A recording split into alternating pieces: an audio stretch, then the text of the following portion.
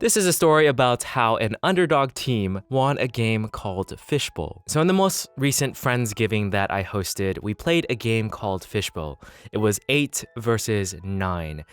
My friends left it up to me to decide the teams because I was the host, and what I did was choose the people on the floor as one team and then choose the other team that were on the couch and just sitting on something that was higher than the floor as the other team.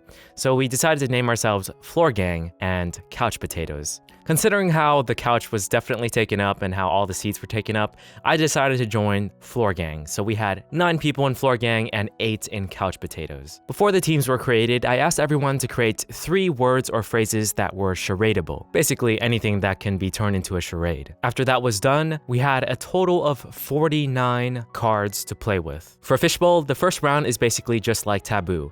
All you have to do is describe the word and have someone in your team call out the word. If you grab a card that you don't like, you can pass on it, put it back into the hat, or we use the frisbee, and then just choose another word. The first round definitely went to Couch Potatoes. They ended up getting 30 points while we got 19 points.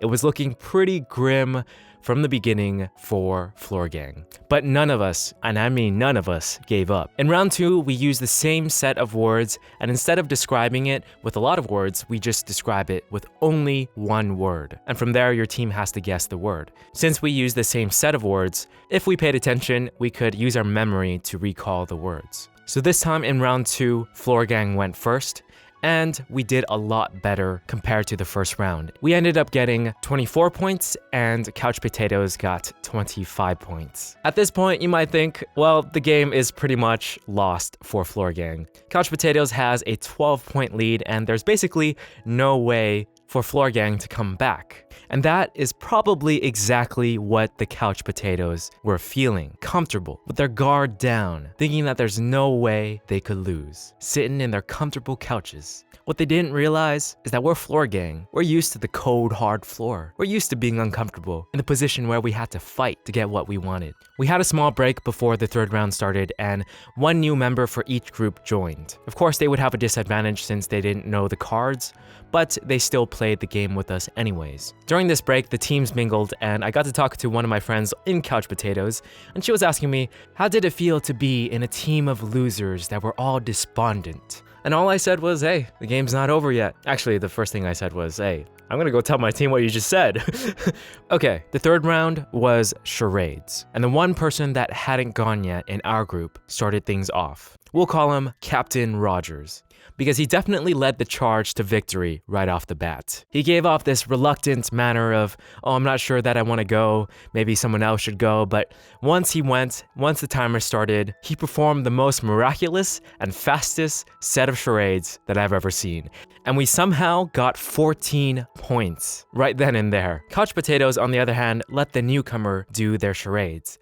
They still felt like they had it in the bag. It didn't matter. They were gonna win. And honestly, their newcomer, my friend, they actually did really well. They got 8 points. And then we let our newcomer do the charades, and she got us 9 points. And then it was Couch Potatoes' turn. They got 8 points, and finally I ended things off for my team with 8 points. That left 2 more points to be had for Couch Potatoes. They were very easy for them.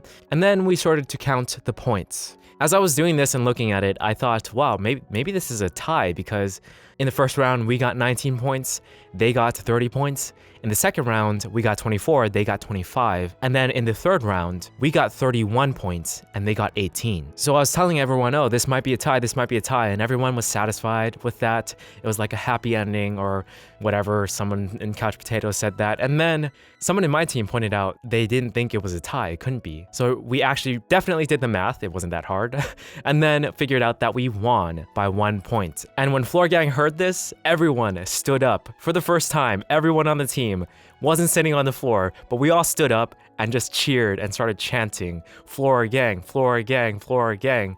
And it was a hilariously funny moment and just a satisfying moment for us because honestly, I didn't even think that we were gonna win either, but we still kept trying, and that was the moral of the story.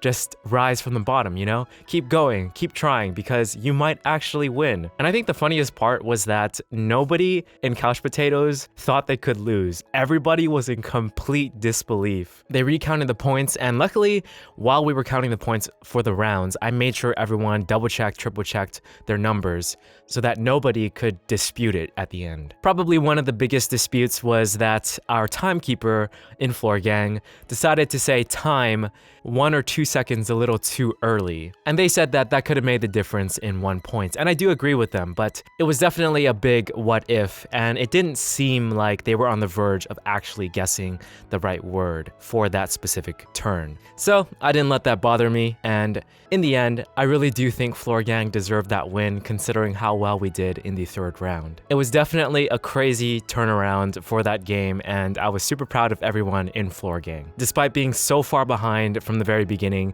we just kept it up, kept going. It was an upward slope while theirs was down. This was definitely one of the most fun Friendsgiving activities that we have done. I highly recommend trying out Fishbowl. If you haven't, you can look up the rules if it wasn't very clear through this story.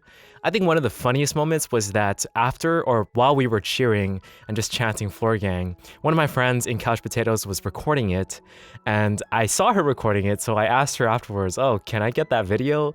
And she was just like, no, you cannot. I'm just never gonna give you that video.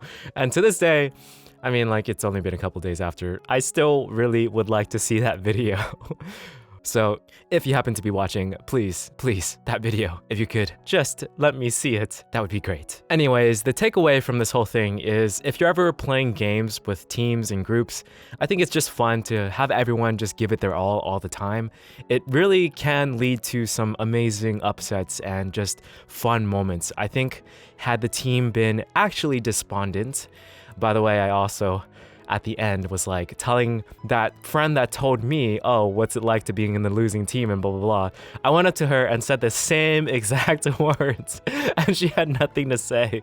So that was also a really funny moment. But just a takeaway again is to just keep going and have fun with it and just keep like struggling, I guess, if you're in the losing team. I think every member in my team was totally fine with being in the losing team and just trying hard and not letting it get to them, basically. And in the end, truly, it was just the game. So none of us were actually that serious about it, but it was just still really fun to poke fun at each other. So that was the story of my Friendsgiving event. That was the highlight, basically. Feel free to share any fun activities that you guys did in your Thanksgiving, Friendsgiving, or any holiday event. I'm very curious to what other fun things that you can do during these events. So thanks for watching. I'll catch you guys in the next one.